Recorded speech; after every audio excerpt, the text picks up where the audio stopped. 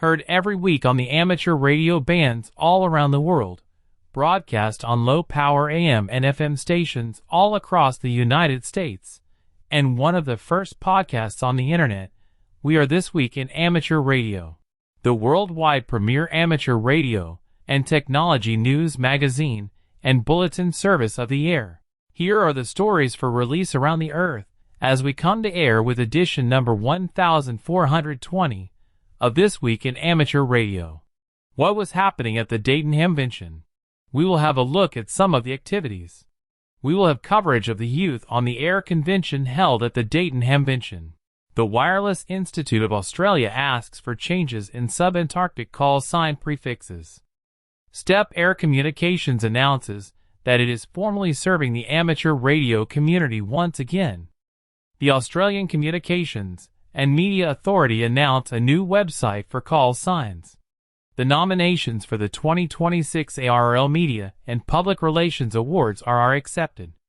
As the BBC medium wave transmitters are scheduled for shutdown, UK hams plan a special tribute. And one amateur pursues the mystery surrounding the phenomenon of e-skip. All of these stories, and a lot more, is straight ahead in today's edition of This Week in Amateur Radio. These headline stories will come to you in a moment, along with this week's special features. We'll visit with Bruce Page, KK5DO, and get an update from Ansat and what's new with all those amateur satellites in orbit. Australia's own Ono Bin Shop, VK6FLAB, and Foundations of Amateur Radio will tell us all how to keep track of your adventures. Our own amateur radio historian, Will Rogers, K5WLR, returns with another special edition of Dead Electrical Dudes. This edition's stiff is Dr. Edwin Howard Armstrong. And we will stop by and visit with Bill Salyers, AJ8B in the DX Corner, with all the latest news on DX expeditions, DX, upcoming contests, and more. That's all straight ahead as North America's premier amateur radio and technology news magazine and bulletin service, This Week in Amateur Radio, takes to the air right now. Reporting from our headquarters studio just outside of Albany, New York, I'm George, W2XBS. Reporting this week from our news bureau in Syracuse, New York, from the Museum of Science and Technology's station K2MST, I'm Chris Perrine, KB2FAF. Reporting from our studio in rainy Orland Park, Illinois, I'm Mike Nikolich, K9DX Mike, sending greetings and best wishes to everyone attending the Hamvention in Xenia, Ohio. I wish I was there. And reporting from our news bureau just outside Rochester, New York, along the southern shore of Lake Ontario, this is George, Kilo Charlie 2, Oscar X-Ray Juliet. Coming to you from the warm and sunny Space Coast of Florida, I'm Ed, W2PH. And reporting from our True New York News Bureau, where it's been a relatively chilly May so far, I'm Eric, Kilo Delta 2, Romeo Juliet X-Ray. And reporting from our news bureau in Fayetteville, Arkansas, where summer is beginning to peek around the corner, I'm Will Rogers, K5WLR. Hello, everyone. Before we get into this week's newscast, I'd like to tell everyone that This Week in Amateur Radio now has its own Discord server. That's right, a place online where we can discuss everything technology and amateur radio. So join us. Just go to Discord on your computer or download the Discord app on your portable device and search for TWIAR or This Week in Amateur Radio. We look forward to seeing you on the new This Week in Amateur Radio Discord server. Leading off our news this week, Hamvention 2026 in Xenia, Ohio officially began on Friday morning, May 15th. But several hundred hams arrived early to take part in pre-Hamvention activities. ARRL, the National Association for Amateur Radio, was already on site at the Greene County Fairgrounds. Exhibitors were busy setting up their booths. We snapped a few late afternoon photos of setup work at several booths, including Carlson Roof Towers, Heil Ham Radio, Bud Pole, and Ham Study exam tools, plus a few flea market tables. All of the vendors were looking forward to the opportunities once the show opened to connect with current and potential customers, with several of them noting that the relationships built or strengthened at Hamvention were at least as important as making sales. There were also several ham-related events outside the fairgrounds. Two of the biggest were the QRP Amateur Radio Club International's 4 days in May for low-power enthusiasts and the 19th annual running of Contest University. QRP Amateur Radio Club International's Dave Kripe, NM0S, said this year's 4 days in May drew a record 325 attendees to listen to 9 speakers and visit with vendors in the evening on Thursday, which he said was the main day of the event. One first-time attendee is relatively new ham who is already making a contribution to the QRP community. Jonathan Kane, KM4 CFT, says he got interested in ham radio through a friend in high school, leading to an electrical engineering degree from Virginia Tech and a job with Lockheed Martin. On the ham radio side, Kane said, "I couldn't do radio from my apartment, so I got into QRP. That led to me learning and loving CW. I started building kits, then designed one." Kane had his CFT-1 5-band QRP CW transceiver available at Vendor Night. Another 4 days in May attendee was ham legend Roy Llewellyn, W7EL, best known as the author of Easy NEC antenna software, who had with him the optimized QRP transceiver that he designed and was featured in the August 1980 issue of QST. The two rigs are about the same size. Llewellyn said that after a quarter century of coming to Dayton as a vendor, then retiring 4 years ago, this was his first trip back as just another person enjoying the show. Contest University, held in a hotel on the grounds of the Wright-Patterson Air Force Base, drew 280 attendees this year, according to spokeswoman Amy Lagario, N8AMY. Organizer Tim Duffy, K3LR, noted that nearly half the students were first-timers. Among them was 23-year-old Tyler Schroeder, NT1S, a first-year PhD student at Dakota State University in South Dakota, studying data privacy. When I first signed up, he said, I had no idea what I was getting into, noting that many of his ham friends told him that Contest University is where you really learn the techniques to succeed in contesting. Schroeder also noted that as a ham under age 25, DX Engineering had covered all of his costs for attending Contest University. During Hamvention, he will lead the exhibit for the ARRL Collegiate Amateur Radio program. Finally, among the pre-Hamvention activities, ARRL hosted its annual donor recognition reception on Thursday evening to thank members who made donations to ARRL and the ARRL Foundation. Remarks were shared by Director of Development Kevin Beal, K8EAL, CEO David Minster, NA2AA, and President Rick Roderick, K5UR. Beal noted that the red, white, and blue themed reception reflected ARRL's partnership with America 250, joining the nationwide celebration of the 250th anniversary of the signing of the Declaration of Independence. He said that amateur radio's technical innovations and volunteer service have contributed to the American story. The evening concluded with recognition of new ARRL Maxim Society donors, including those whose commitments moved them into higher giving classes. President Roderick and his wife Holly were recognized for their lifetime giving, which elevated them to founder class. Follow ARRL News for our Facebook photo album throughout Hamvention weekend as we add new images from the ARRL exhibit area and from throughout the event. If you're attending Hamvention, be sure to stop by the ARRL booths in Building 2. You are listening to This Week in Amateur Radio, available as an on-demand stream from Spotify, Deezer, and wherever podcasts are available.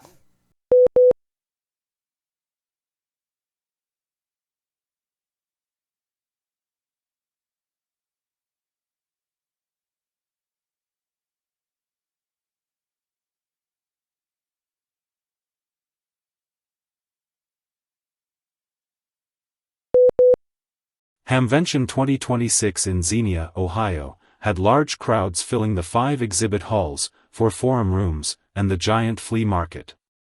Here's a summary of the activities that took place on Friday, May 15th. In the ARRL Expo area, attendees interacted with program representatives and volunteer leadership officials, including ARRL CEO David Minster, NA2AA, and President Rick Roderick, K5UR. Emergency Communications and Field Services Director Josh Johnston, KE5MHV, and several volunteers promoted ARRL's Year of the Club program and the organization's participation in the America 250 celebration of the 250th anniversary of the United States. In the ARRL lab booth, Senior Lab Engineer Rick Siervo, W1CIE, tested handhelds for spurious emissions while Digital RF Engineer John McAuliffe, W1DRF, demonstrated the new QST product review comparison tool that, starting June 1st, will allow ARRL members to access lab measurements on various aspects of reviewed radios and amplifiers online and compare them with each other. They will also be able to bring up a copy of the published review of each radio of interest. The lab staff also highlighted the Clean Signal Initiative, which will create benchmarks and standards for transmitted signals and indicate in reviews whether a radio has met those benchmarks. In ARRL's membership and sales area, this year's big themes are Field Day, America 250, and a handful of new ARRL book introductions including Salty Walt's Next Level Portable Antenna Sketchbook, Satellite Operating for Amateur Radio, and Digital Networking for Ham Radio. At the Radiosport booth, the main focus is on helping people navigate the Trident, Triple Play, and 10-band DXCC awards. Next door, the ARRL VC Stephanie Borden, W2MAU, was helping hams with license renewals and answering questions regarding the question pools, as well as helping volunteer examiner teams continue the transition to all digital exams and reporting of session results. Young hams are being treated to supervised soldering practice and opportunities to decipher Morse code messages and answer the question, what advice would you have for older generation hams? At the adjacent college amateur radio program, CARP, booth, student leader Tyler Schroeder, NT1S, and volunteers Ally Bronner, KR4GVZ, a PhD student at Clemson University.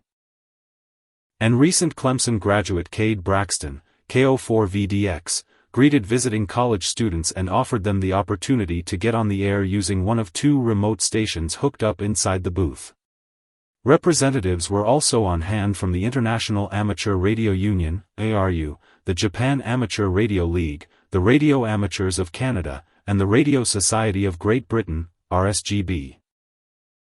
Jarls Ken Yamamoto, JA1CJP, said coming to Hamvention offers a good opportunity to communicate in person with radio amateurs from America and other countries, to show off their presence to hams here, and to promote the annual ham fair held each summer in Tokyo.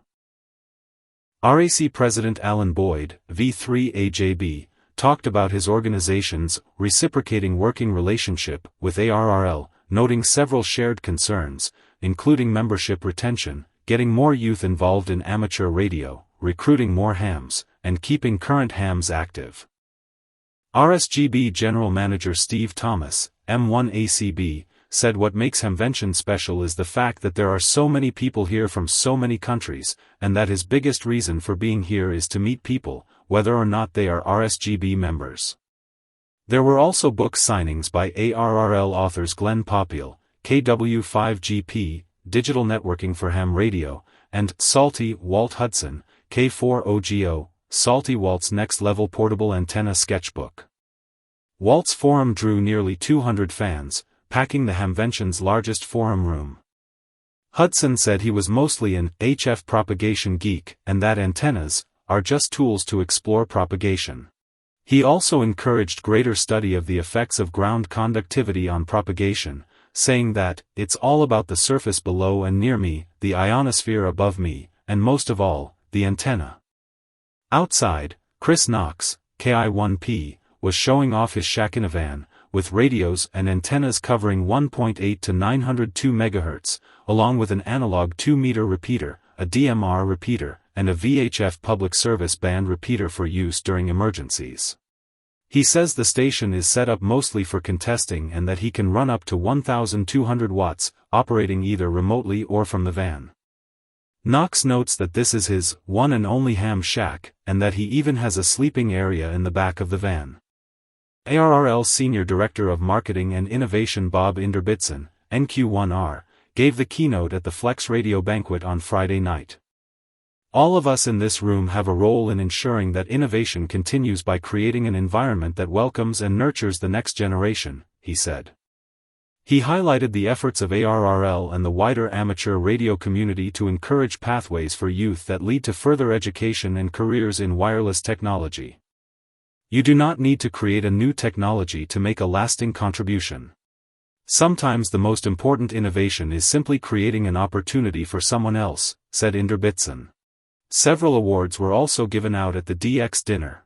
Longtime QSL manager Charles Wilmot, MOXO, and DX petitioner Elvira Simoncini, for 3FSG, were inducted into the Heritage CQ DX Hall of Fame, now administered by the International DX Association. Uris Petersons, YL2GM, was named their DX Petitioner of the Year for his operation from Marion Island as ZS8W, during which he made more than 30,000 QSOs.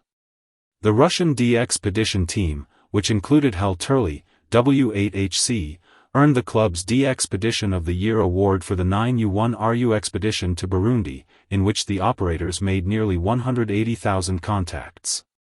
Finally, the Northern California DX Foundation bestowed its Excellence Awards to the PJ6Y expedition to Sable Island for its emphasis on youth participation, and to Otis Vicens, NP4G, and Ezekiel Prado, HI3R, for their 100% solar-powered, 100% remotely operated KP5/NP36D expedition to Desecchio. Vicens is also this year's Dayton Hamvention Amateur of the Year. Follow ARRL News for our Facebook photo album throughout Hamvention weekend as we add new images from the ARRL exhibit area, and from throughout the event. Youth on the Air, or YOTA, known for programs such as YOTA Camp and other activities that enrich the amateur radio experience of young hams, has a full schedule of activities for this year's Hamvention at the Greene County Fair and Expo Center in Xenia, Ohio. John Ross, KD8IDJ, is here with this special report. YOTA booth number 4304 in the Volta building, that's building number 4, will have volunteers on hand to answer questions about youth activities, and will have free items for youth while supplies last. All young hams and their siblings are invited for a free youth lunch during social hours at noon on both Friday and Saturday in the Booth Talks area. That's right behind the YOTA booth. Several forums and booth talks will help young attendees connect with all the other youth at Hamvention. HamSci will present Gary Mitigan, AF8A, who will lead a booth talk and Q&A session entitled Careers in Engineering, Unlimited Opportunities. Amateur radio on the International Space Station, ARRL, will also have a booth nearby, with events happening on Friday and Saturday. More information is available at YOTA's webpage, including the latest schedule of speakers and topics from HamSci and ARRL, and listings for many other youth activities at Hamvention, no matter who sponsors them. I'm John Ross, KD8IDJ. Amateur radio on the International Space Station will also have a booth nearby with events happening on Friday and Saturday. ARRL is sponsoring a youth rally on Saturday afternoon from 1 to 4 p.m. in Forum Room 4 for students 11 to 21 years old. Advance registration is recommended to get this year's Youth Rally t-shirt.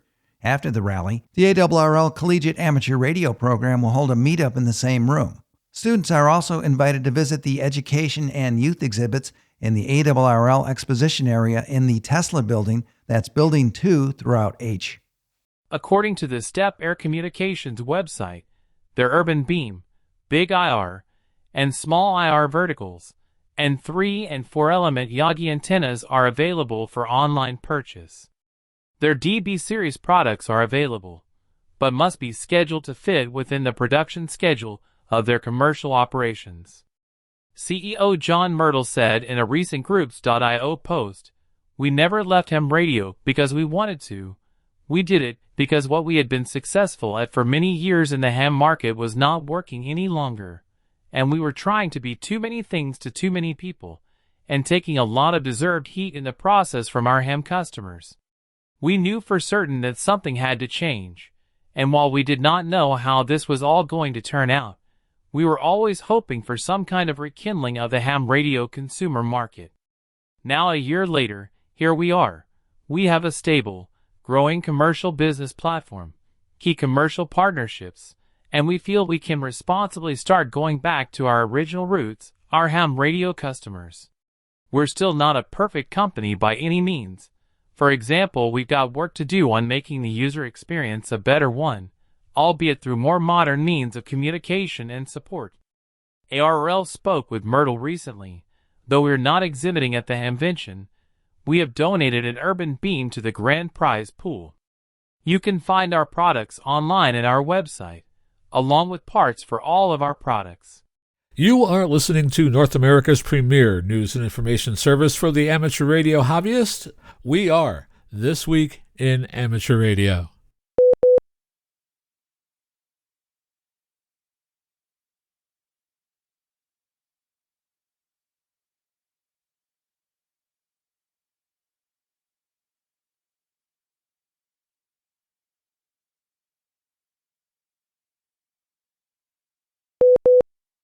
Funeral services were held Saturday, May 2nd, for a noted radio amateur who had belonged to a singing family that once topped the pop music charts. Family and friends said their final goodbyes to Alan Osmond, Knoize, who led the singing family, the Osmonds, as both a performer and songwriter. Alan, who had been diagnosed with multiple sclerosis in 1987, became a silent key on April 20th. He and his brothers were veterans of the music scene, starting their careers in the 1950s, and were later joined by younger brother Donnie, who at one time also was a ham radio operator, with the call sign KA7EVD. Alan's widow, Suzanne, had the call sign KF7ERB. Alan Osmond, who had been a lifelong ham radio operator, was 76. A new website for broadcast and other radio communications licenses has gone live in Australia, with changes designed to simplify searches by offering a variety of filters, along with a customizable option for the export of data. This replaces the older website, which the Australian Communications and Media Authority will keep online until June 10th during the transition period. The new site does not contain data about any class licenses, which include Citizens Band and Amateur Radio. Australia introduced the Amateur Radio license in February of 2024 in a sweeping change that replaced individual amateur radio licenses. The Australian Communications and Media Authority has also designed the new site, a resource for broadcast license applicants, who will see that what frequencies are available and other relevant information. The National World War I Museum and Memorial continues to partner with area amateur radio operators to host special event station Whiskey Whiskey 1 Uniform Sierra Alpha for Memorial Day 2026. This year's event will be Monday, May 25th, 10 a.m. through 5 p.m. Central Daylight Time at the Overland Park Christian Church in Overland Park, Kansas. Station operators will contact hundreds of other amateur radio operators across the world. Individuals are welcome to serve as a guest operator of Whiskey Whiskey 1 Uniform Sierra Alpha at any time, with all guests receiving a special amateur radio operator certificate.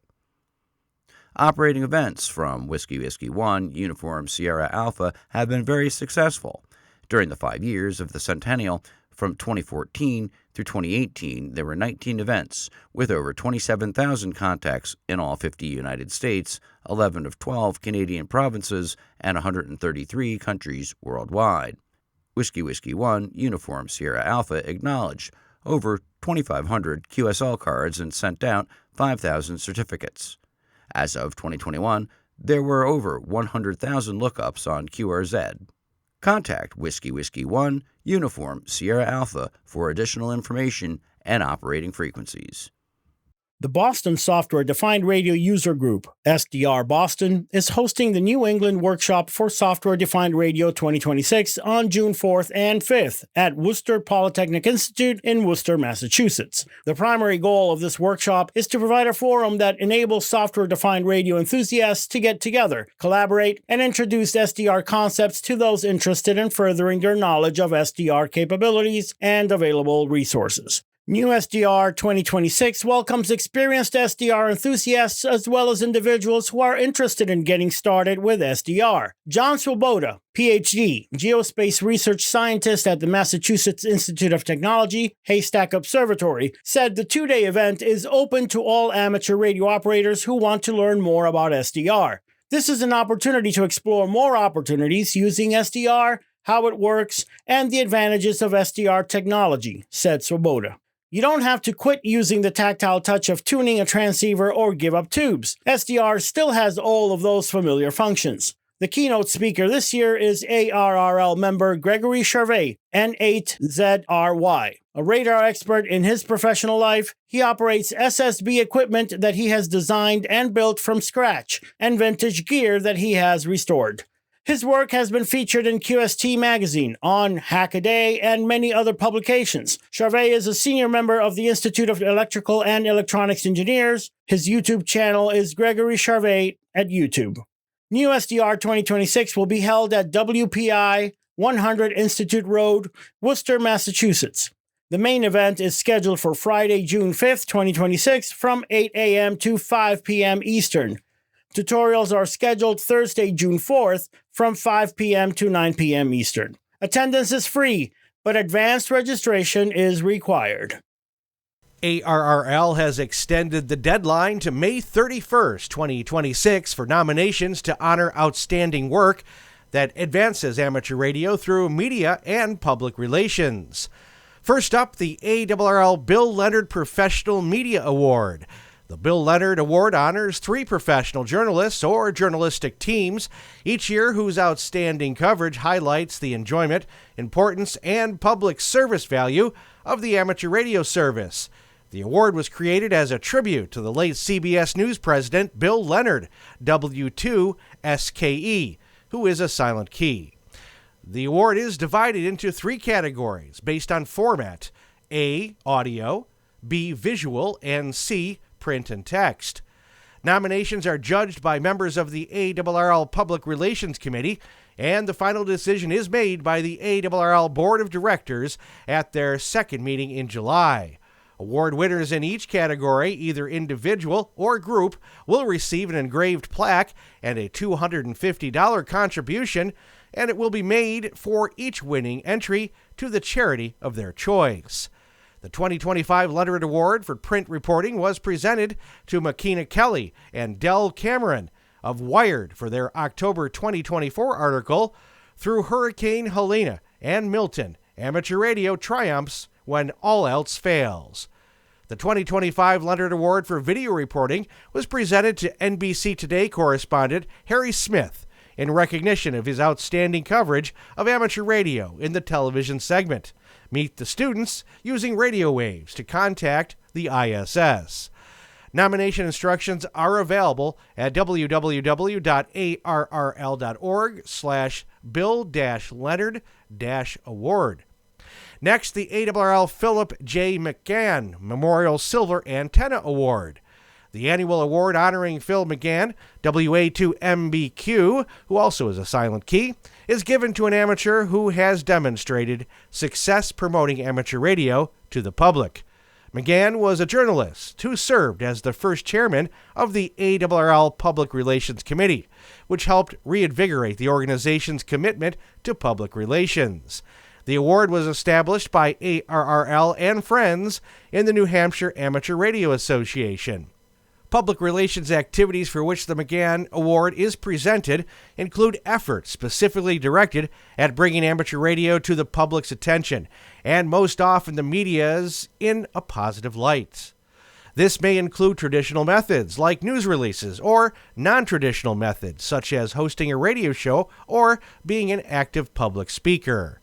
The 2025 McGann Award was presented to Micah Martin, KN6VUT, of Tehachapi, California, for his outstanding volunteer public relations efforts on behalf of amateur radio. The Barnstable Amateur Radio Club in Massachusetts has adopted a Cape Cod Coast Guard station for what is hoped to be a new amateur radio initiative. John Ross, KD8IDJ, has more in this report from League headquarters. ARRL New England Division Assistant Director Rob Lydon, K1UI, said the process all started in early 2025 with the club's technician license in a week class at the U.S. Coast Guard Station Chatham. We began testing Station Chatham, but at the time, no Coast Guard members were involved, said Leiden.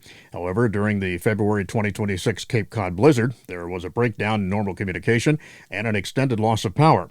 Local amateur radio repeaters using emergency power generators and large-capacity battery banks provided a lifeline for snowed-in hams, shelter operations, and the National Weather Service reports. Coast Guard members showed an interest after they became aware of the contributions of Cape Cod areas to the emergency response operations coordinated by the Regional Emergency Planning Committee. On April 25th and 26th, 2026, the first class was held for Coast Guard enlisted personnel and was unique in two ways. As part of the most recent initiative and in recognition of their service and the temporary lack of funding from the Department of Homeland Security, all FCC and ARRL VEC exam fees were underwritten by BARC, and all ARRL technician license manuals were provided by ARRL Eastern Massachusetts Section Manager John McCombie, N1 IZL, at no cost to the students. 8 enlisted petty officers at the station attended the technician course and all successfully passed the exam.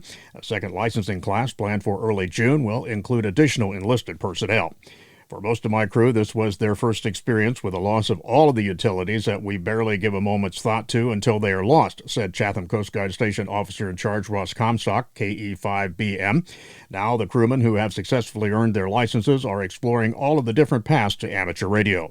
And in the spirit of ARRL's Year of the Club, BARC hopes that other clubs will adopt local military installations and hold license classes, both as a way to show appreciation for service provided by these young men and women and to attract new young people into amateur radio.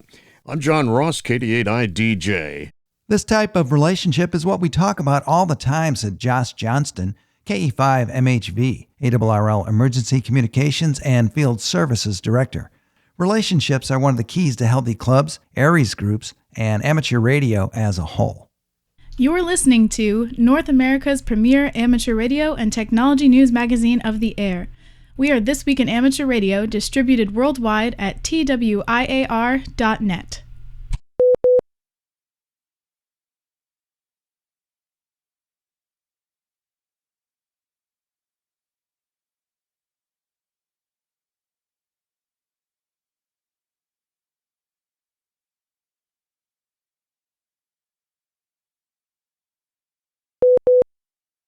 Hello and welcome to the DX Corner for your weekly dose of DX. I'm Bill, AJB.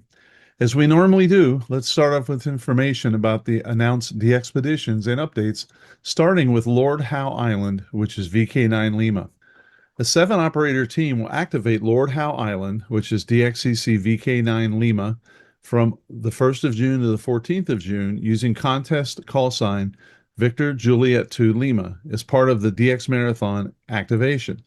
The operation will focus on 40 through 10 meters on CW, FT8, and sideband, aiming to work as many DXCC entities and zones as possible, while also supporting chasers seeking DXCC band slots and POTA, SOTA, and IOTA contacts as well. For questions, contact Chris, VK3 Quebec Bravo. Charles, M0OXO, will handle QSL services. When logging VJ2 Lima, ensure that your DXCC is actually recorded as VK9 Lima so that you get credit. A few weeks ago, a group announced that it was hard at work on a new challenge, the DX Destination X project. From the feedback we received, quote, it was clear that many radio amateurs immediately showed interest in our next DXpedition. We still had a few things to finalize, but we can finally share the news with you now. After months of intensive work and extensive administrative consultations, we have officially obtained the amateur radio license. In February of 2027, we are headed to Somalia. On 14th of February of 26, our local contact was invited to the Ministry of Information and Communication Technology in Hargeisa, where Minister Jamal Mohammed Yama personally handed over the official license. During the DXpedition, we will be active under the call sign of 6 Oscar 6 X-ray. Although the Belgian government still advises against travel to Somalia, several reliable sources confirm that Somaliland, located in the northwest, is the safest region in the country. The safety of our team is a top priority, which is why we have deliberately chosen to organize our activities in this area. On average, the country receives barely 500 visitors per year. The team currently has very promising location lined up and is in the final stages of negotiations to make the DXpedition happen at that location. We are facing some particularly major challenges. The current global situation is not making things easy for us. In recent weeks, airfares have already risen by 30%. Logistics, and especially the transport of all equipment, also represent a significant challenge under the current circumstances. Nevertheless, the team aims to be active with 5 to 6 stations. In addition, we are exploring whether techniques such as QO100, satellite communications, and EME communications are feasible. If successful, these would be the very first QO100 and EME contacts ever made from Somalia. With this DXpedition, the DX Adventure team aims to once again offer the worldwide amateur radio community a unique activation, while at the same time pushing the boundaries of what is possible. And good luck to them. We now have an update on the VP0 SG team. Quote, the VP0 SG team is pleased to announce that Megan, Echo India 5 Lima Alpha, will join the South Georgia Island 2027 DXpedition team as our third and final young operator. With her addition, the VP0's Sugar Golf team is now complete and consists of 16 operators from Europe and North America. Megan, who is 19, is currently studying engineering at the University College Cork and has been active in amateur radio since receiving her license in 2021. Since then, she's become an active member of the EI7 mic contest team, developing a particular interest in CW contesting and high-level multi-operator operations. Her contest experience already includes participation in several major international efforts, including CQ Worldwide Single Sideband in 2025 from PJ2T. Together with Leon, Delta Lima 3 Oscar November, one of the VP0 SG team, she was also part of the youngest team at WRTC 2022 in Italy, operating as Italy 44 Papa. Beyond contesting, Megan is actively involved in Region 1 Youngsters on the Air, reflecting her strong commitment to the future of amateur radio and youth engagement within the hobby. With the addition of Megan alongside Kilo November 2 Papa and Delta Lima 3 Oscar November, Victor Papa Zero Sugar Golf reinforces its commitment to mentoring and integrating the next generation of DXers into complex, real-world DXpedition operations. We are proud to see experienced operators and young talent working side by side on what will be one of the major DXpeditions of 2027. Preparations continue to progress steadily, including logistics, permitting discussions with the government group, and fundraising efforts linked to the expedition vessel MV Meridian. Our first major milestone payment for the vessel is soon approaching, and we welcome your support via upfront donations. Best regards, Victor Papa Zero Sugar Golf. Boy, they are just moving forward, and I can't wait. Terrific group. The following DX information comes from Bernie, editor of the Daily DX, the Weekly DX, and the House DX column in QST. If you would like a free 2-week trial of the Daily DX, your only source of real-time DX information, just drop me a note at thedxmentor@gmail.com, and I'll fix you up. Let's start off with information from Burkina Faso, which is X-Ray Tango. Harold, Delta Fox 2 Sugar Whiskey Oscar, goes again to Burkina Faso using the call sign XT2AW until May 19th. Harold plans to be on HF and the QO100 satellites, and he welcomes SCADs. And he's been pretty active recently, so try to track him down. From Morocco, which is Charlie November, we have this. Charlie November 2, November Quebec Victor, is the call for Fox 8 November Quebec Victor, who is QRV until July 11th. The QTH is the town of Sidi Rahal Shati on the Atlantic Ocean, 70 kilometers south of Casablanca. Pascal's gear runs 100 watts to a diamond vertical on the rooftop, about 15 meters above ground. From Kenya, which is 5 Zebra, we have this. 5 Zebra 4 stroke Mike 0 Zulu Bravo Hotel is QRV holiday style until June 15th, with 100 watts and wire antennas. QSL via the MM0 ZBH home QTH, but his first choice is Logbook of the World for your request. Direct is SAAE, but no U.S. dollars or IRC are needed. Paul says, quote, I am happy to pay return postage. From the United Arab Emirates, the UAE, which is Alpha 6, we have this. Many Alpha 60 Papa Echo stroke number calls will be on the air as part of a national campaign of pride. Quote, proud of the Emirates, end quote. Flag Day and Union Day are popular national pride days. The current event goes through May 31, and there have been a lot of A6 stations on the air recently. From Tonga, which is Alpha 3, we have this. Tokyo, Juliet Hotel 3, Quebec, Fox Lima will operate as Alpha 31 Alpha Alpha from Tongatapu Island, Tonga, between May 14th and the 22nd. So there's a good chance by the time you're listening to this, he's QRV. On the 80 through 6 meter bands, QS cards are available with an SASE, and QSOs will be uploaded to LOTW. From Palau, which is Tango 8, we get this. 3 Japanese operators will operate May 21st to the 24th from Koro in Palau. Masa, Yosi, and Masa will be on 160 through 6 meters, sideband, CW, and digital. QSL details are all on QRZ.com. Zulu Charlie 4, which is the UK sovereign bases on Cyprus, will be activated. Golf 4 Whiskey X-Ray Juliet Dave will operate as Zulu Charlie 4 Romeo Hotel from Dakilia between May 24th and May 30th using 100 watts with a Yaesu 857D and Zygu X6100 radios.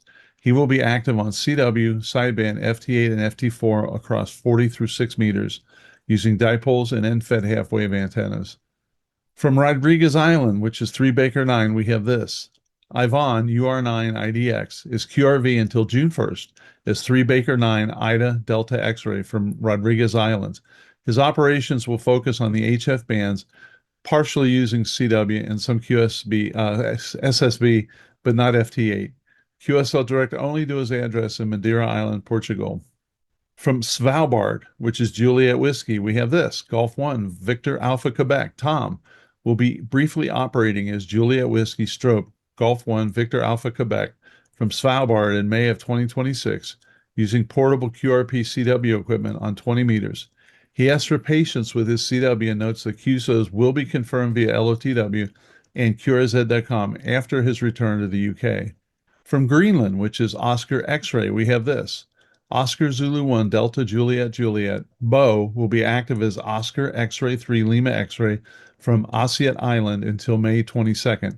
This activity is part of a work trip, not a de-expedition, so limited radio contacts are expected. From Jamaica, which is 6 Yankee, we get this note. Bill, Kilo Quebec 4, Papa Golf Victor, is traveling to Jamaica from May 31st to June 8th for an anniversary trip and will operate Kilo Quebec 4, Papa Golf Victor stroke 6 Yankee on the radio when possible. Although experienced with POTA and SOTA, he is new to DXing and will be using an IC705 tuner and an amp. He plans to activate parks for POTA using FT8 and Ham2K portable logger. From Bolivia, which is Charlie Papa, we have this. Team Charlie Papa 7 Delta X-Ray has released some details of the upcoming DXpedition.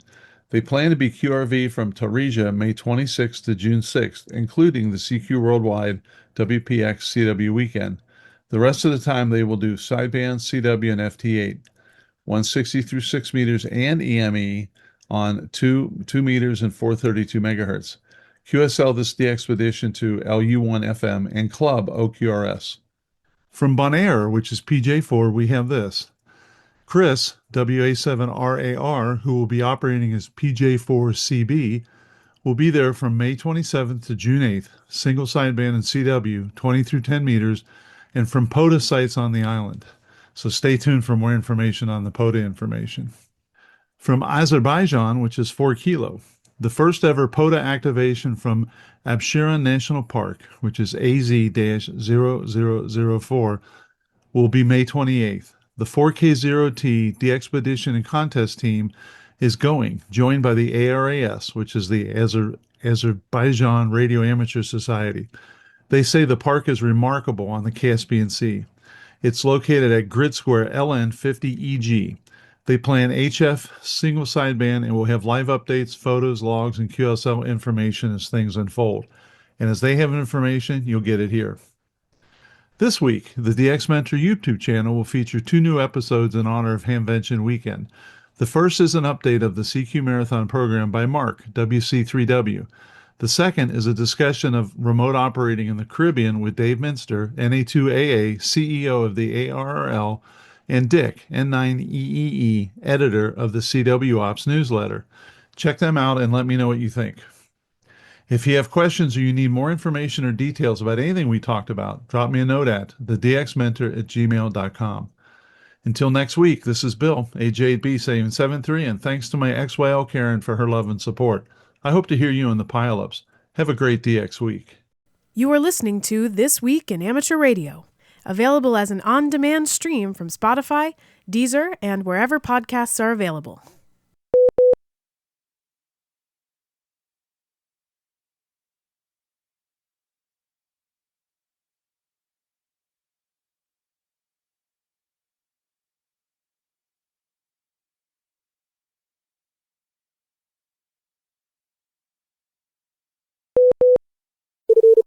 Foundations of Amateur Radio.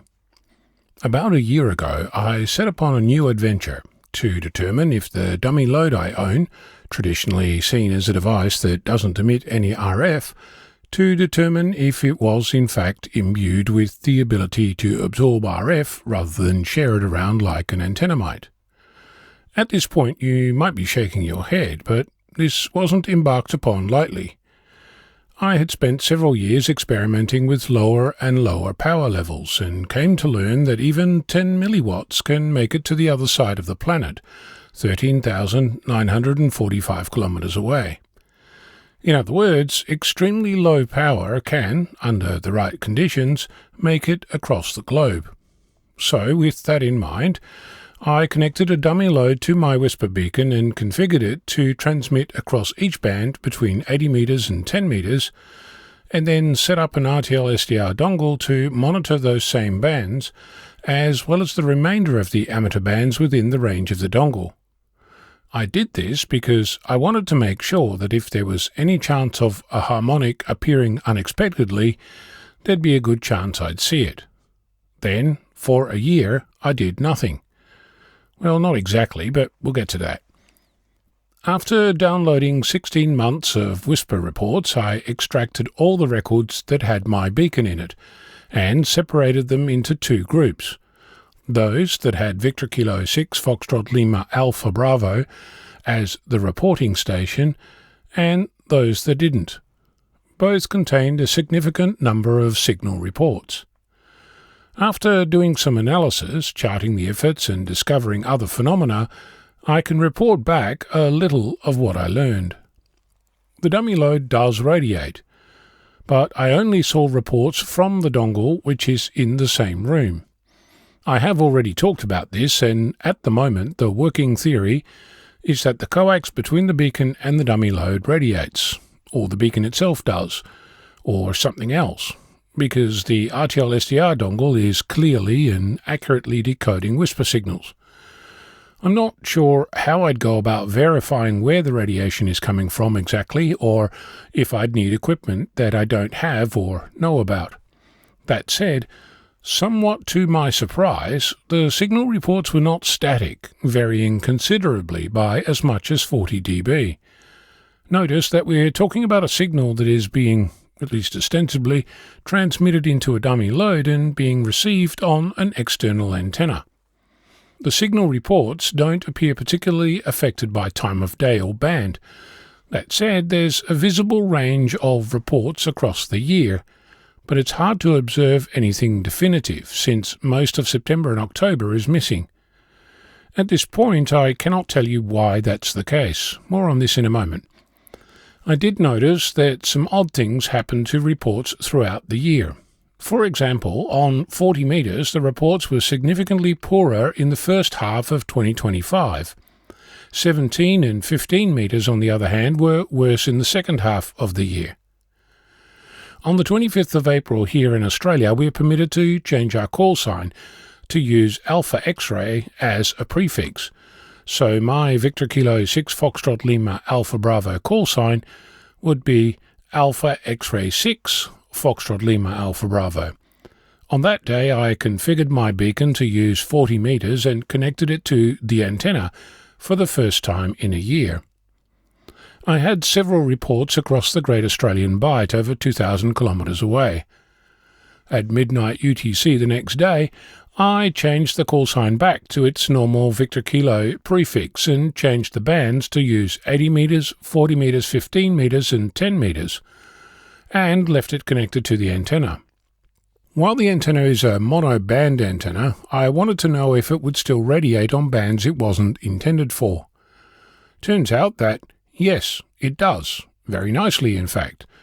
Since activating it like this, I've been heard by 79 different stations as far away as 15,649 kilometers in the United States, and in Antarctica, as well as across Europe and several reports in Africa, the bulk in the Asia-Pacific. Something curious, though.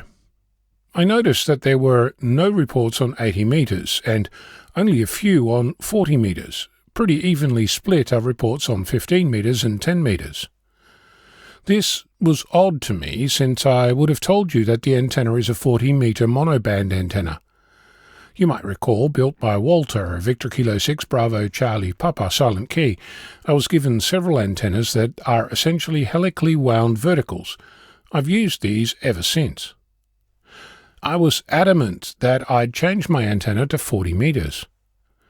After scratching my head for a bit, I decided that measuring might be a good idea.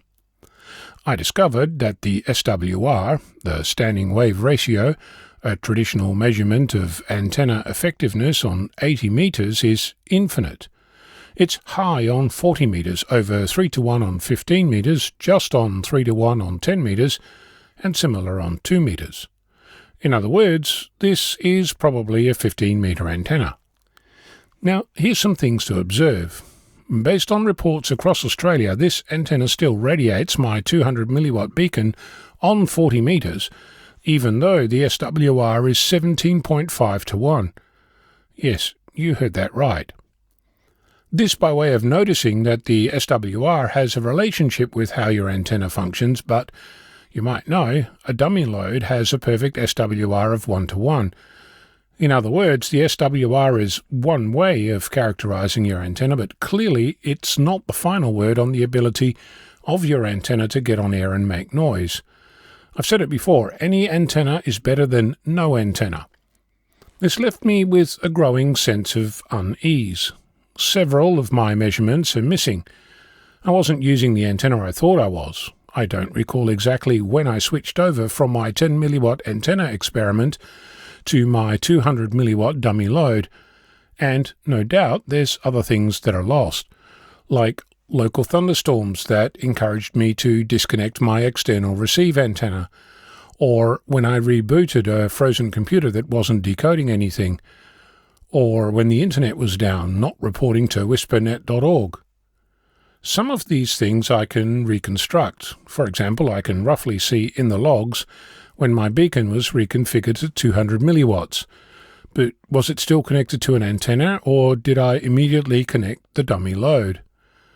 I came to realize, probably again, that I should keep better notes beyond those that make it into my weekly efforts here. So I built a lab notes tool that will help with that. It's on my VK6FLAB GitHub page and consists of a single bash script that takes care of business. The notes are also stored on GitHub, so you can follow along. Feedback welcome. Admittedly, this still requires that I take notes, but at least one friction point has been removed, namely a place to make such notes. Feel free to make your own. In the meantime, I'm going to figure out if I have an 80-meter antenna lying around and if I can use it with my beacon across multiple amateur bands. I'll make a note when I do. I'm Ono, Victor Kilo 6 Foxtrot Lima Alpha Bravo. We pause for stations along the network to identify. We are This Week in Amateur Radio, your amateur radio and technology news magazine of the air, available as a podcast on iTunes, Google Play, iHeartMedia, and Spotify.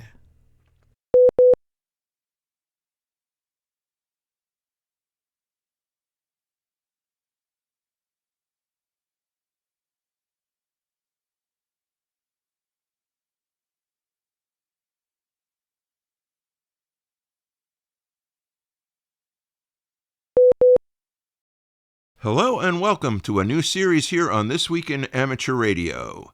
I'm Will Rogers, K5WLR, TWIAR's historian. From the most interesting mind of Philip Nedlinger, KA4KOE, comes the next chapter in a new series called Dead Electrical Dudes. This is a truly radical look at the past of radio development. Philip has presented these dudes on EHAM over the last several years and has kindly granted us permission to use his materials here on TWIAR. And so we continue with Dead Electrical Dudes number 3. This chapter stiff, Major Edwin Howard Armstrong. Entered mortal coil 18 December 1890. Assumed room temperature 31 January 1954. Major Armstrong. Inventor, ham, patriot. We radio amateurs, and the rest of the world for that matter, owe a great debt of gratitude to this month's dead electrical dude, Major Edwin Howard Armstrong. Howard's inventions form the basis for all modern radio communications devices. Indeed, the list of Howard's accomplishments is impressive. Unfortunately, Howard spent the latter part of his life in endless patent battles. In many people's opinion, including Philip's, these battles ultimately drove Howard to commit suicide. An in-depth discussion of the myriad legal wranglings is beyond the scope of this discussion. However, we will touch briefly on the landmarks of this pioneer's career and his troubles. 1913. Armstrong modified DeForest's triode amplifier tube circuit by feeding the output into the input, resulting in amplification of a radio signal thousands of times. If driven still further, the circuit acted as an oscillator. Armstrong termed this method of amplification as regeneration. DeForest sued in a court and ultimately won via a faulty ruling after 20 years. However, the scientific community generally regards Armstrong as the true inventor of regeneration. 1917. Armstrong joined the Army's Signal Corps in World War I as a captain, ultimately being promoted to the rank of major. Armstrong developed the superheterodyne radio circuit as a solution to the problem of intercepting German tactical communications on the battlefield. Armstrong applied for a patent of the revolutionary superheterodyne circuit in 1919. All modern radio receivers utilize some version of this circuit. 1933. Armstrong applied for and was granted 4 patents on circuits that established wideband high-fidelity frequency modulation, or FM. RCA and other manufacturers began using many of Armstrong's circuits after World War II without permission, resulting in an unbroken string of patent infringement litigation. 1954. Armstrong, in the pit of despair after being left by his wife following a violent argument, commits suicide by walking out of a 13th-story window. 1967. Marion Armstrong, after many years of litigation, wins a legal settlement against Motorola. This was the last lawsuit. Marion and her lawyers won every suit that was pending after Edwin's death. It is interesting to note that Armstrong was quite a fixture at RCA prior to the start of his patent troubles. Armstrong once climbed a radio tower on the corporate headquarters building and did handstands on the large globe on top in order to impress Marion. He loved heights and was temporarily banned from the property by the head of RCA, David Sarnoff. Sarnoff was annoyed at what he termed damn fool stunts. Sarnoff befriended Armstrong and had earlier introduced the inventor to his secretary, Marion, whom Armstrong would later marry. Little did Armstrong know that Sarnoff would in later years figuratively stick a knife in his back for the sake of corporate profits and convenience. Philip Nedlinger, KA4KOE. References: Empire of the Air, The Men Who Made Radio. If you can get a copy of this book, do so, as it is fascinating reading. There's a postscript. The intent of this series of articles is to present biographical information in a humorous manner. However, Armstrong was such a tragic figure that no attempt was made in this article to be funny in any way. Sorry, boys and girls, Philip's heart just was not in it. with thanks to Philip Nedlinger, KA4KOE, for allowing us to use his materials. I'm Will Rogers, K5WLR, reporting for This Week in Amateur Radio. There's always been a strong affinity between amateur radio and our colleagues in broadcasting. So whenever there's a change or an end to things, hams take notice, as they will be doing in the UK this year, where the BBC is shutting down its long-wave radio service on June 27th. Commissioned in 1934, the BBC's Droitwich long-wave transmitter went on the air delivering programming at what was to become a major facility. It played an important role in occupied Europe during wartime. Over the decades that followed, its broadcast programs became the background to so many lives throughout the UK. Responding to the BBC's announcement of this year's shutdown of the Droitwich transmitter, as well as long-wave transmitters in Birkhead and Westerglen in Scotland, amateur radio operators have plans to mark the end of the era. The BBC Amateur Radio Group and the Radio Society of Great Britain are planning an on-air event and are looking for hams around the UK to participate. Meanwhile, hams are being asked to let organizers know they are interested by emailing contestclub, one word, at rsgb.org. A recent cyclone that hit New Zealand has left its mark, not just on the country's east coast but among emergency communicators there, who are stepping up their recruitment efforts as a result. Volunteers from Amateur Radio Emergency Communications Tauranga answered the call in April when the severe storm known as Cyclone Vaianu approached the coast. Tarawidi Emergency Management in Gisborne was asking that the hams keep communication lines open throughout that tense weekend. ARRL members were able to staff the emergency center radios, which are connected to remote community civil defense teams. The volunteers were reminded that this is the very purpose for which Amateur Radio Emergency Communications was established in 1932 and the reason it has since evolved into something that civil defense, search and rescue and police can rely on. Last month, 3 of the Tauranga volunteers went to Gisborne and worked in shifts around the clock to ensure welfare checks were made and community contact was maintained, especially in the most remote areas.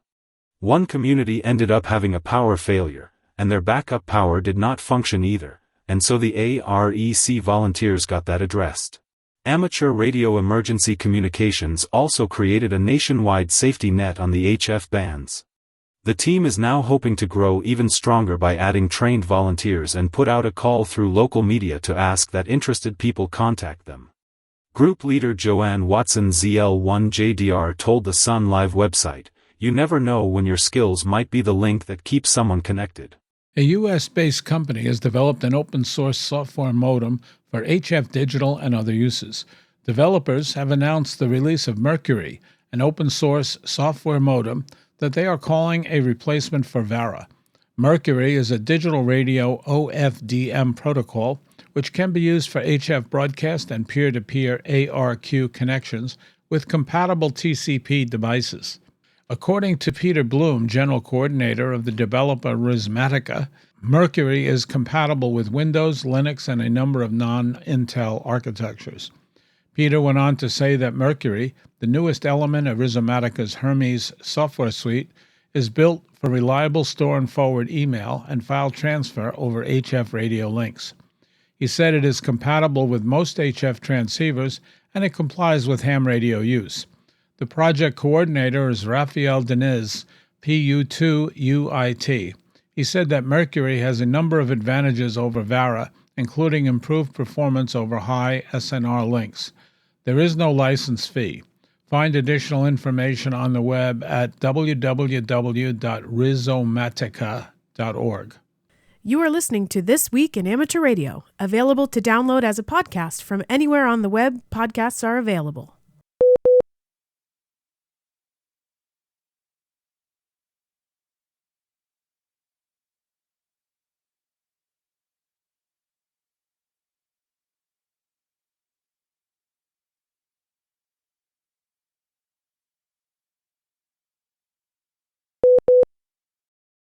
Bruce Page, KK5DO, is here now with this week's AMSAT report. Bruce? Thanks, John. For everyone who uses Keplerian elements to update their tracking programs, which are commonly called TLEs, which stands for two-line elements, the format will be changing soon. The new format will be CSV, KVN, JSON, or XML, and the reason is the current satellite numbering system can only have 69,999 satellites and is expected to run out around July 12th this year. Thus, the current 2-line 80-column format is insufficient. You will need to make sure that your tracking program will be able to handle the new format. Some programs have already started to add the new format to be ready when the switch takes place. Space-track.org as well as celestetrack.org already offer CSV format as well as KVN, JSON, and XML formats. This is Bruce Page, KK5DO. Back to you, John. And thanks, Bruce, for that report. It is time for this week's look at the solar weather and terrestrial propagation forecast. Solar activity remained at low levels this past week. Region 4436 was responsible for the majority of the C-flare activity, including the largest flare of the period, a C2.3 that peaked on May 13th. Region 4432 rotated off the west limb. 2 new regions were numbered during the past 24 hours. Region 4437, which has since decayed to Plage, and 4438, resulting in a total of 4 numbered regions now on the visible disk. No Earth-directed coronal mass ejections were observed in available coronagraph imagery. Solar activity is expected to remain predominantly at low levels with a chance for M-class minor to moderate flares through May 16th. The solar wind parameters reflected possible combined effects from a coronal hole high-speed stream influence and a coronal mass ejection that left the Sun on May 10th. The speeds and densities also showed enhancements during the period, with maximum speeds of 490 km per second, through these had decreased to 450 km per second by the end of the period. Solar wind parameters are expected to continue to be slightly disturbed through May 14th, as the glancing influence from the May 10th CME wanes and a positive polarity high-speed stream remains geo-effective. On May 15th and 16th, a corotating interaction region, associated with a negative polarity high-speed stream, is anticipated to arrive near Earth, likely resulting in more disturbed solar wind conditions. For more information concerning radio propagation, visit the ARRL Technical Information Service, read a quick guide to HF propagation using solar indices, and check out the propagation page of Karl Lewetzelschwab, K9LA. For customizable propagation charts, visit the vocap online for ham radio website. Just ahead in radio sport this week, May 16th, the UNDX contest, that's CW and phone. May 16th as well, the Nazart Sangster Shield contest, CW. And on May 16th and 17th, His Majesty King of Spain contest, that is CW as well. Remember to visit the ARRL contest calendar for more events and information. Upcoming section, state, and division conventions, June 5th through the 7th at CPAC, hosting the ARRL Northwestern Division Convention. That's in Seaside, Oregon. June 13th, Knoxville Hamfest, hosting the ARRL Tennessee State Convention. That's in Knoxville, Tennessee. And June 14th, it's the Breeze Shooters Hamfest, hosting the ARRL Western Pennsylvania Section Convention. That's in Butler, Pennsylvania. And remember to search the ARRL Hamfest and Convention database to find more events in your area. The Wireless Institute of Australia has responded to the regulator's request for input on its 5-year spectrum outlook, spanning 2026 through 2031, and on its work program spanning 2026 to 2027. It is asking that the Australian Communications and Media Authority improve spectrum access to support experimentation and emerging technologies, modernize regulation of repeaters and beacons, and develop a staged EME competence framework that will give amateurs greater access to operating at increased power safely. The WIA has been actively seeking greater power for hams since 2013. It told the ACMA that increased power for the class license should be backed up by training, certification, and communications industry best practices.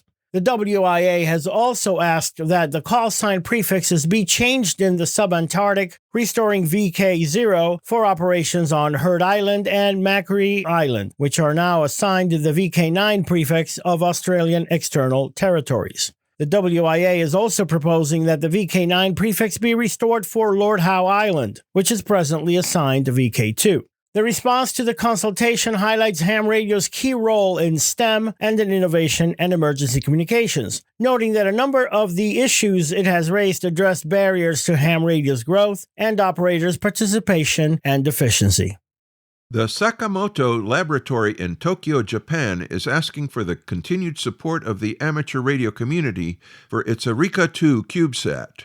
The 2U CubeSat, launched from New Zealand in late April, has been transmitting CW signals to the laboratory and is relying on the amateur community as well to send reports. The CW data is being sent at 20 words per minute on 436.830 MHz. At some point, GMSK transmissions will also commence and will be announced by the satellite team on the social media platform X and through the AMSAT bulletin board. The satellite will use 4800 GMSK in AX25 format. Arika 2 also has a mission unrelated to amateur radio.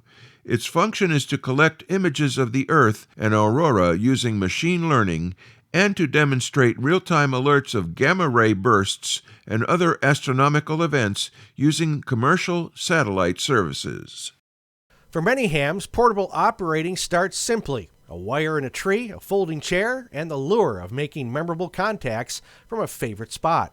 For Walt Hudson, K4OGO, better known to many as Salty Walt from YouTube's Coastal Waves and Wires, that spirit of the outdoors has always been the point. Now Walt is back with a second collection of antenna projects. Salty Walt's Next Level Portable Antenna Sketchbook, expanding on the easygoing, field-tested style that made his first book a favorite among radio amateurs. Where Salty Walt's Portable Antenna Sketchbook focused on beachside builds and creative wire antennas, the new volume ventures into even more concepts while keeping the designs approachable. Readers will still find practical, deployable antenna designs for parks, beaches, and backyard operating, but this time Walt explores ideas like phased arrays, beamforming, and higher gain directional arrays, all presented in his familiar notebook sketch style. Designing, building, improving, and learning about antennas never ends. It evolves, says Walt. The book is meant to take antenna building to the next level. The 17 projects range from relatively simple builds, such as a 3-element vertical Yagi Yuta and half-square antenna, to more sophisticated designs, including portable rhombics, bobtail curtains, and co-phased vertical arrays. Throughout the book, Walt keeps the emphasis on learning by doing, with the same entertaining teaching style and relaxed voice that fans have come to expect. I referred to my first book as the Jimmy Buffett of antenna books, Walter said. Well, this is the second album, where the songs are only getting better. Alongside the antenna projects, Walt shares radios from his personal collection and operating tips to help amateurs get the most from their stations, whether running QRP or operating at 100 watts. The book also explores military-inspired antenna systems and streamlined wire antenna designs that can be deployed with minimal equipment. The results feels less like a technical manual and more like riding along on another operating adventure. ARRL will host Salty Walt at the 2026 Dayton Hamvention, May 15th through the 17th. Walt will lead a portable antenna forum on Friday and sign books throughout the weekend. We pause for stations along the network to identify. We are This Week in Amateur Radio, available as a direct download on our website at www.twiar.net.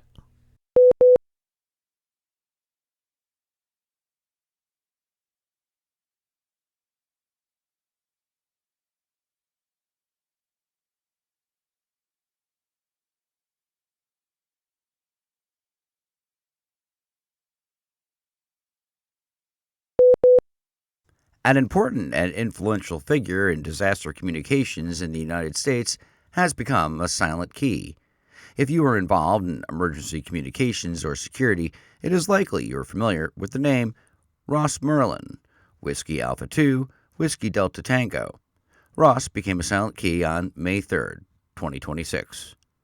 A former radio communications professional with National Disaster Medical Services, he had a long government career that also included serving as manager of the National Emergency Radio System of the Federal Emergency Management Agency. He had also been a board member of the Amateur Radio Safety Foundation, which funds and operates WinLink. Ross is credited with being one of the creators of a WenLink network on a number of government radio channels. Ross wrote the National Interoperability Field Operations Guide published by the U.S. Department of Homeland Security and later served as program manager of the department's Shared Resources HF radio program. Licensed in 1974, he enjoyed DXing, contesting, automatic link establishment, and the digital modes. He had also held a general radio telephone operator license. He was 67. President Trump invited the Artemis II Quartet and NASA Administrator Jared Isaacman to the Oval Office April 29th for a live-stream press event that the White House described as a greeting. "It takes people like this to make our country great," Trump said of the crew. "We're very proud of these people. They have unbelievable courage." Artemis II launched on April 1st and returned to Earth April 10th. The mission sent Reed Weissman, KF-5LKT, Victor Glover, KI-5BKC, Christina Hammock-Koch, and Canadian astronaut Jeremy Hansen, KF-5LKU, on an epic journey around the moon and back. They were the first people to leave Earth's orbit since the Apollo 17 astronauts in 1972, and they got farther from their home planet than anyone ever has before, breaking the record set by Apollo 13 in 1970. NASA has completed assembly of the Nancy Grace Roman Space Telescope, a next-generation observatory designed to map the universe on an unprecedented scale. Engineers at NASA's Goddard Space Flight Center are finishing pre-launch testing before the spacecraft is shipped to Kennedy Space Center. Launch preparation is underway with a target as early as September, placing the mission ahead of its original schedule. Once deployed, Roman will operate from a distant orbit approximately 1 million miles from Earth. The new telescope is designed to complement existing observatories such as the Hubble Space Telescope and the James Webb Space Telescope. While those missions focused on detailed observations of individual targets, Roman will conduct wide-field surveys, capturing images with similar resolution across areas roughly 100 times larger. This capability will allow astronomers to transition from isolated observations to large-scale mapping of cosmic structures. The result is expected to provide a broader context for many of the discoveries made by earlier space telescopes. At the core of the mission is an 8-foot primary mirror paired with a powerful infrared imaging system. Roman's wide field of view allows it to observe large regions of the sky in far fewer pointings than previous telescopes. For example, imaging the Andromeda Galaxy would require hundreds of individual exposures with Hubble, but only a handful with Roman. This efficiency makes the observatory particularly well suited for large survey missions and time domain astronomy. One of Roman's primary science goals is to study dark matter and dark energy, which together make up the majority of the universe. By mapping hundreds of millions of galaxies and measuring subtle distortions in their shapes, scientists can trace how invisible mass influences the structure of the cosmos. Observations of Type 1a supernovae will also help refine measurements of cosmic expansion. These combined datasets are expected to improve our understanding of the universe's evolution and underlying physical laws. The telescope will also expand the search for exoplanets using gravitational microlensing techniques. By monitoring dense star fields in the Milky Way's central region, Roman can detect planets that orbit far from their host stars, including free-floating worlds. This approach complements earlier missions that focused on planets closer to their stars. In addition, Roman will test advanced coronagraph technology capable of blocking starlight to directly observe faint planetary companions. Roman's wide-field imaging capability will also support time-domain astronomy by repeatedly scanning large areas of the sky. These observations will capture transient events such as supernovae, black hole activity, and other short-lived phenomena. The resulting datasets will serve as a long-term reference for future discoveries, enabling astronomers to compare before and after views of dynamic regions of space. And finally this week, Lloyd Van Horn, W4LVH, is a fan of mysteries, and there are perhaps few ham radio mysteries greater than that of sporadic E-skip, which makes its appearance on VHF in the Northern Hemisphere every year at about this time. Lloyd is the force behind DX Central, a resource for DXers that does, among other things, data analysis. This month he unveiled CDAP, an acronym for Sporadic E's Data Analysis Project. It can be found at fmdxdata.com and is free to use by hams, educators, and anyone with a hobbyist interest in this special season that turns propagation magical in the eyes of many. He writes on the website SWLing Post that he compiled more than 95,000 FM broadcast logs from North America to get the data relevant for the project, which goes beyond simple spreadsheets by adding interactive visualizations. He writes CDAP allows us to physically watch ionospheric clouds spawn, compares and tracks across the continent in real time. We could finally see what a typical season looks like on a macroscopic level. He told the Radio World website that he also plans to include amateur radio data from 6 meters. He said that will permit analysis of days that had no propagation alongside days with active openings, and days on which the maximum usable frequency did not reach the FM broadcast band. This Week in Amateur Radio is holding open auditions for news anchors for the weekly national worldwide amateur radio news service. If you have a good radio voice and can reliably read provided news copy, we are looking for you. This, of course, is an all-volunteer position. An amateur radio license is not required. You must have a high-quality microphone, headset mics are not used, and be familiar with audio editing software to record and edit your finished news stories before uploading.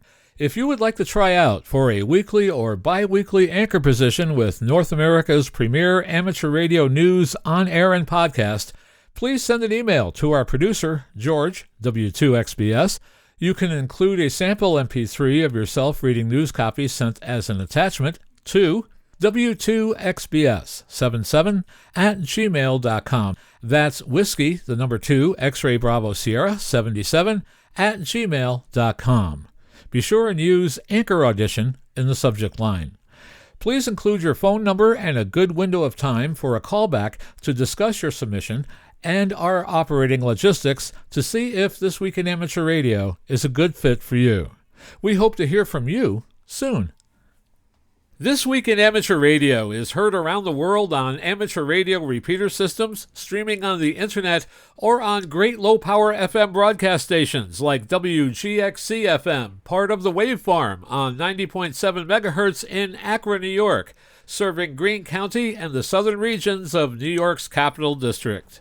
Many of the news and information items heard in this edition of This Week in Amateur Radio have been provided by the American Radio Relay League, the ARRL Audio News Service, and the ARRL Letter, AMSAT, the Radio Amateurs of Canada, the Shortwave Listening Post, the Federal Communications Commission, the Radio Society of Great Britain, and Ofcom, the South African Radio League, the International Amateur Radio Union, the Wireless Institute of Australia and the Australian Communications and Media Authority, the New Zealand Association of Radio Transmitters, the Amateur Radio Newsline, the Rain Hamcast, Eric Guth, 4Z1UG and QSO Today, QRZ.com, the Rich on Tech podcast, courtesy of Premier Networks, the International Telecommunications Union, the 425DX News, Parks on the Air, and the Soda Reflector, and various news sources on the Internet.